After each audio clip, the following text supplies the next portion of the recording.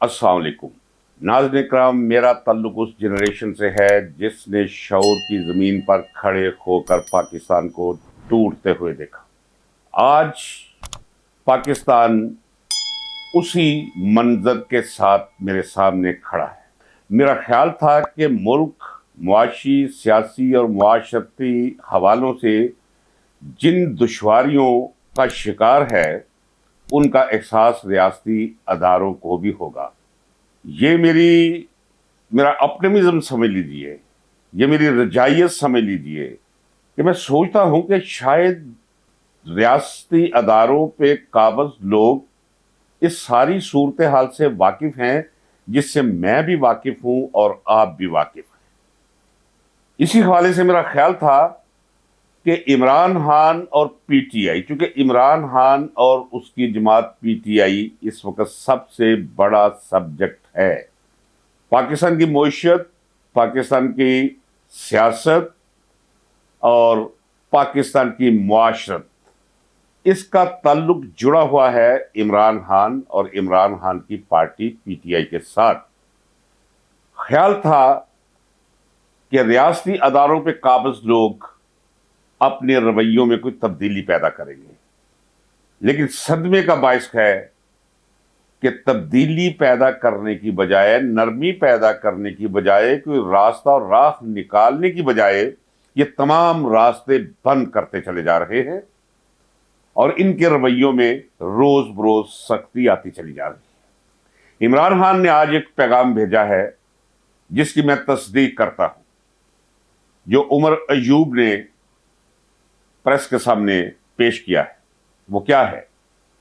इमरान खान ने कहा है, ये पैगाम जनरल आसिम मुनीर के लिए बावर कराया है इमरान खान ने कि देखें, फौज और पीटीआई के दरमियान ये PDM-2 हुकूमत, ये शहबाज शरीफ की हुकूमत, जिसमें जरदारी भी शामिल है, MQM भी शामिल है और लोग भी शामिल हैं, ये सारे लोग मिलकर ये चाहते हैं, सिर्फ चाहते नहीं, उसके लिए माहौल पैदा कर रहे हैं कि पीटीआई और फौज के दरमियान फासले और नफरतें बढ़ती चली जाए।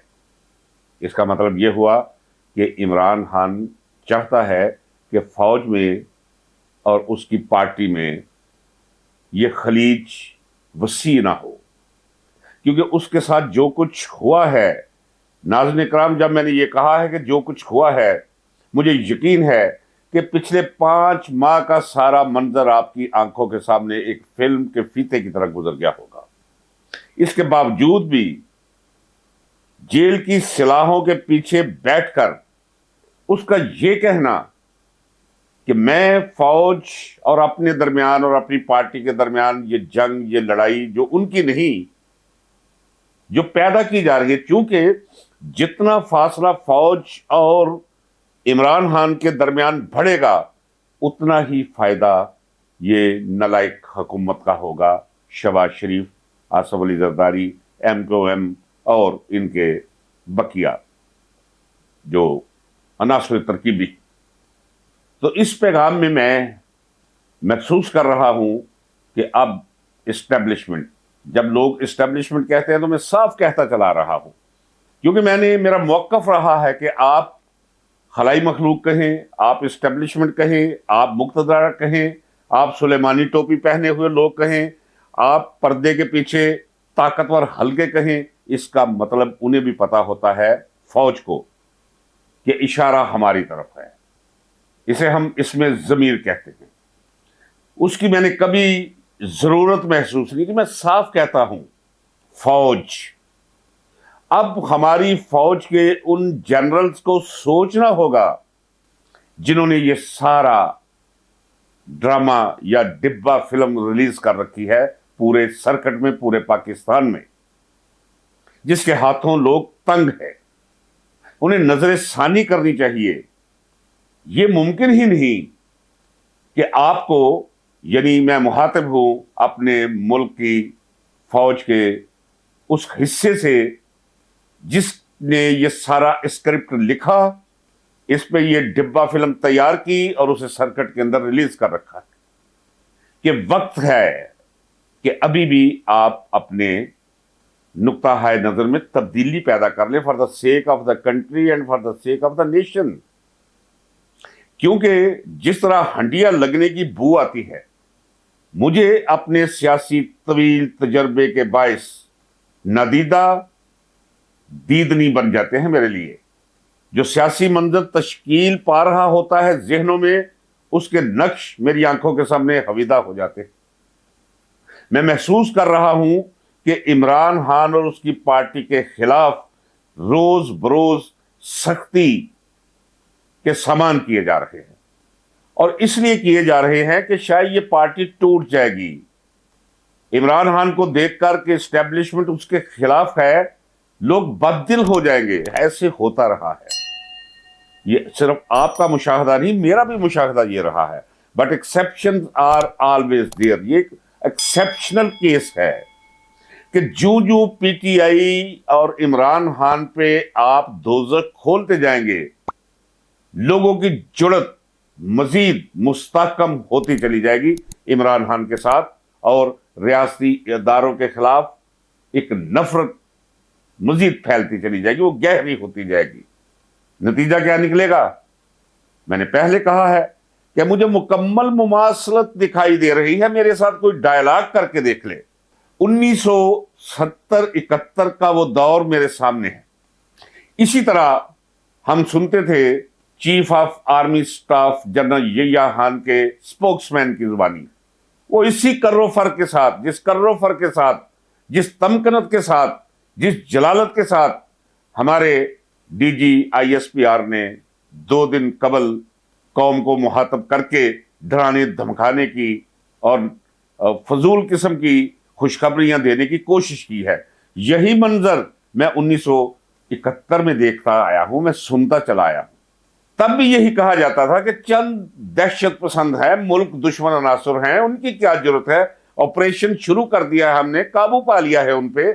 آج یہ باقی ماندہ پاکستان کا ہر باشعور شہری اعلانیہ کہہ رہا ہے کہ ہم نے بنگالیوں کے ساتھ زیادتی کی تھی، ہم نے مجیب الرحمان کے ساتھ زیادتی کی تھی، ہم نے اس کے مینڈیٹ کو تسلیم کرنے سے انکار کیا تھا، ہم نے اسے پکڑ کر جیل میں ڈال دیا تھا، ہم نے اس پہ ناجائز مقدمات چلا دیے تھے. وہی کچھ آج ہو رہا ہے، وہی کچھ پی ٹی آئی کے بانی چیئرمین کے ساتھ ہو رہا ہے. اور اگر ہم 1970 اور آج کے منظر میں کوئی مماثلت سامنے پیش کریں تو کہتے ہیں یہ جرم ہے.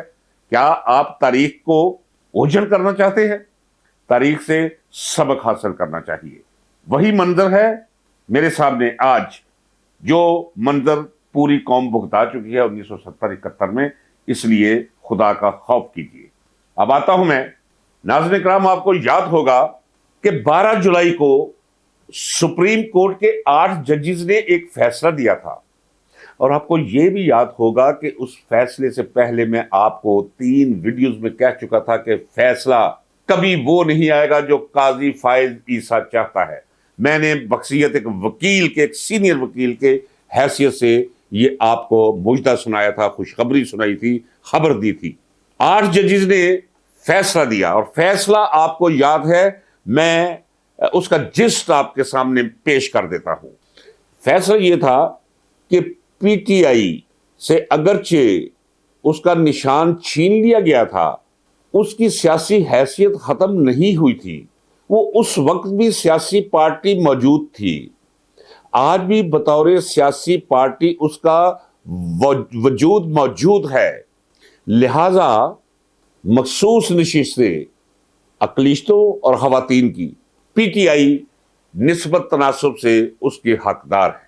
اس فیصلے سے جی ایچ کیو میں بھی زلزلہ آ گیا اور حکومت بھی لرز گئی. قوم نے اس فیصلے پر خوشی کا اظہار کیا، اور یہ جانتے ہو کہ قاضی فائز عیسیٰ نے 2 دن یہ فیصلہ اس لیے لیٹ کیا، اس میں تاخیر پیدا کی کہ ان ججز کی منت سماجت کر کے، انہیں ڈرا دمکا کے وہ فیصلہ دینے سے باز رکھ سکے جو فیصلہ وہ دینے جا رہے تھے. 2 دن یہ فیصلہ رکا رہا. اندر کی خبر میں دے رہا ہوں اس دعوے کے ساتھ کہ اس خبر کو کوئی چیلنج کر کے دکھائے. صرف ججز دستوں گریبان ہونے سے رہ گئے، انتہائی سخت کلامی تک نوبت آئی۔ قاضی فائز عیسیٰ نے کہا کہ اگر آپ بنا بنایا کھیل خراب کر دو گے تو ملک میں انارکی پھیل جائے گی، ساری محنت اکارت ہو جائے گی، اور آپ کا کیا ہوگا اس کا پھر ذمہ دار میں کوئی نہیں ہوں۔ انہوں نے کہا جو ہمارے ساتھ ہوگا ہم دیکھ لیں گے، لیکن یہ نہیں کریں گے، یہ بے انصافی نہیں کریں گے، ہم اپنے ضمیر کے مطابق فیصلہ دیں گے۔ ضمیر کے مطابق فیصلہ دے دیا۔ میں اس سے مہینہ پہلے کہتا چلا رہا ہوں، میری ساری ویڈیوز گواہ ہیں کہ اس وقت میں نے مہینہ پہلے کہہ دیا تھا کہ جوڈیشری بغاوت پر تل گئی ہے، وہ تنگ آ گئے ہیں اس حبس زدہ ماحول سے۔ ان کے بچے ان سے پوچھتے ہیں کہ پاپا یہ کیا آپ نوکری کرنے بیٹھے ہوئے ہیں، یہ جج کی سے چھوڑیں کوئی اور کام کریں، ہمیں اسکولوں میں بچے ہماری جان نہیں چھوڑتے، آپ کا نام لے کر ہم پر آوازیں کستے ہیں۔ یہ کیفیت ہے اس معاشرے کی۔ تو وہ فیصلہ آ گیا۔ قاضی فائز عیسیٰ کو جب یہ علم ہوا، یہ حرارت پہنچی، یہ حدت پہنچی کہ قوم ساری کی ساری اس پہ لان تان بھیج رہی ہے۔ میں بحثیت ایک وکیل کے کہہ رہا ہوں، ایک سینئر وکیل کے، قاضی فائز عیسیٰ سے 2.5 سال سینئر وکیل ہوں میں، کہ قاضی فائز عیسیٰ کو جب علم ہوا کہ پوری قوم اس پہ لعنت برسا رہی ہے تو اس نے اپنے دیے ہوئے فیصلے کی ایک دوسری تعویل شروع کر دی۔ اس نے کہا کہ میں نے تو نہیں کہا تھا کہ یہ پی ٹی آئی الیکشن نہیں لڑ سکتی، میں نے کب کہا تھا کہ انتخابی نشان نہ دے، میں نے تو الیکشن کمیشن کو یہ ڈائریکشن نہیں دی تھی۔ اب سارے کا سارا ملبہ اپنے گلے سے اتار کر قاضی فائز عیسیٰ نے الیکشن کمیشن کے ڈالنے کی کوشش کی گلے میں۔ چیف الیکشن کمیشنر بھی پھر میدان میں آ گیا۔ اس نے کہا کہ بھئی جو کچھ ہوا ہے پھر ہم وہ بھی بتائیں گے، آپ نے تو یہی کہا تھا، جو آپ نے کہا تھا وہ ہم نے کر دیا۔ اور ساتھ ہی اس نے نوٹیفکیشن جاری کرنے کے احکامات دے دیے کہ سپریم کورٹ نے جو فیصلہ دیا ہے ان 8 ججز نے قاضی فائز عیسیٰ کی منشا کے خلاف، الیکشن کمیشن نے کہہ دیا اپنے عملے سے کہ آپ اس فیصلے کا اتباع کریں، اس کے مطابق آپ احکامات جاری کریں، لیکن ساتھ یہ بھی کہا کہ اگر عملی طور پہ فیصلے کے نفاذ میں کوئی قانونی یا انتظامی ہرڈل آئے تو سپریم کورٹ سے رہنمائی حاصل کر لے۔ اب صورتحال یہ ہے کہ 39 ممبران قومی اسمبلی کا اپنی ویب سائٹ پہ الیکشن کمیشن نے وہ نوٹیفیکیشن جاری کر دیا ہے۔ یہ وہ 39 ممبران قومی اسمبلی ہیں جنہوں نے اپنے نامینیشن فارمز کے اندر اپنے آپ کو پی ٹی آئی کا ثابت کیا تھا، لکھا تھا، اور 41 وہ لوگ ہیں جنہوں نے اپنے آپ کو تھے وہ پی ٹی آئی کے، لیکن صرف اس خوف سے کہ جیت جانے کے بعد کہیں ہمیں ڈسکوالیفائی نہ کر دے۔ یہ تو تلے ہوئے تھے سب کرنے میں، ننگا ناچ رہے تھے۔ یہ تو نہ کوئی شرم، نہ کوئی حیا، نہ کوئی قانون، نہ کوئی آئین، یہ تو جنگل بنا کے رکھا ہوا تھا انہوں نے۔ تو ان لوگوں نے اپنے آپ کو پی ٹی آئی کا شو نہیں کیا تھا، تھے وہ پی ٹی آئی کے تھے۔ اب وہ کہتے ہیں ہم سارے سنی اتحاد میں پی ٹی آئی کے ہیں۔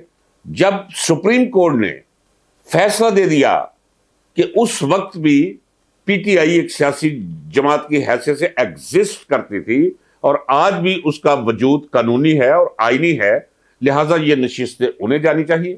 39 ممبران قومی اسمبلی کا جو جیتے ہوئے ہیں ان کا نوٹیفکیشن تو آ گیا ویب سائٹ پہ الیکشن کمیشن کے۔ 41 جیتے ہوئے لوگوں کا روک لیا گیا ہے اور سپریم کورٹ سے رجوع کیا گیا ہے۔ سپریم کورٹ میں پہلے تو ایک تھپڑ ان کے منہ پہ پڑا تھا جس کی گونج ابھی تک سنائی دے رہی ہے اور ان کے چہروں پہ ابھی تک اس کی لذت موجود ہے۔ میں آپ کو خوشخبری دیتا ہوں کہ مزید وضاحت کے ساتھ فیصلہ آ جائے گا جو پریسیڈنٹ بنے گا پاکستان کی عدالتی اور سیاسی تاریخ کا۔ یہ پہلی دفعہ ہوا ہے پورے پاکستان کی عدلیہ کی تاریخ میرے سامنے ہے۔ ناظرین اکرام، ہمیشہ عدلیہ فوج کے احکامات کے تابع چلی ہے۔ ذوالفقار علی بھٹو کو پھانسی دی گئی، چھوٹا سا واقعہ نہیں تھا۔ ڈکٹیشن پہ عمل کیا، یہ تو اب کچھ چھپا راز نہیں۔ اب تو جنہوں نے فیصلہ دیا وہ کچھ کہہ کر مر گئے ہیں، کچھ زندہ ہیں، وہ بھی بیانات دے رہے ہیں کہ ہم پہ جنرل ضیاء الحق کا دباؤ تھا، ہمیں اپنی جان خطرے میں تھی۔ اب تو قاضی فائز عیسیٰ نے بھی وہ فیصلہ دے دیا ہے کہ جناب وہ ایک سیاسی فیصلہ تھا۔ بھائی اگر وہ سیاسی فیصلہ تھا اور آدھی صدی کے بعد آپ کو یاد آیا ہے، تو آپ قاضی فائز عیسیٰ صاحب یہ غیر سیاسی فیصلے کیے آپ نے؟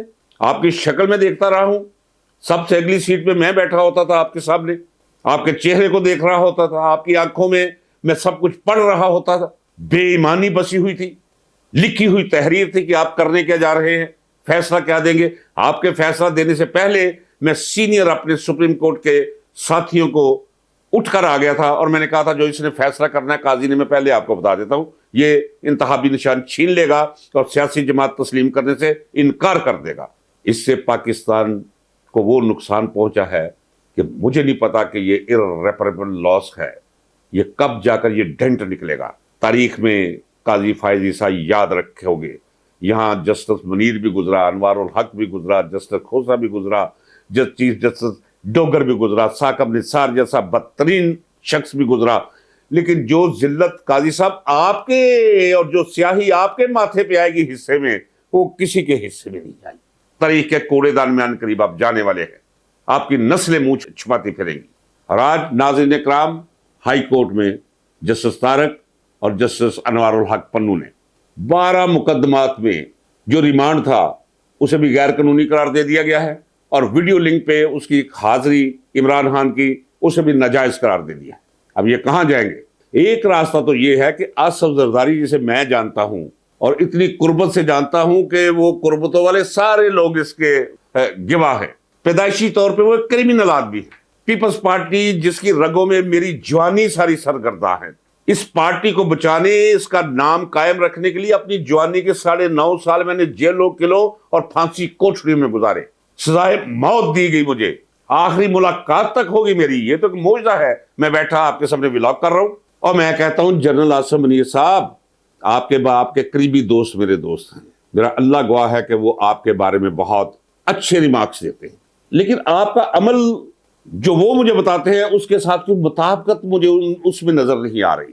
اگر آپ سلیوٹ کر سکتے ہیں آصف علی زرداری کو، استغفر اللہ ہے، معاذ اللہ ہے، اس سے بڑی قیامت کی نشانی میرے نزدیک اور کوئی نہیں ہو سکتی۔ ایک سلیوٹ صرف عمران خان کو، سلیوٹ نہیں تو اس کے ساتھ مل کر راستہ نکالے، نہیں تو یہ ملک ڈوب جائے گا۔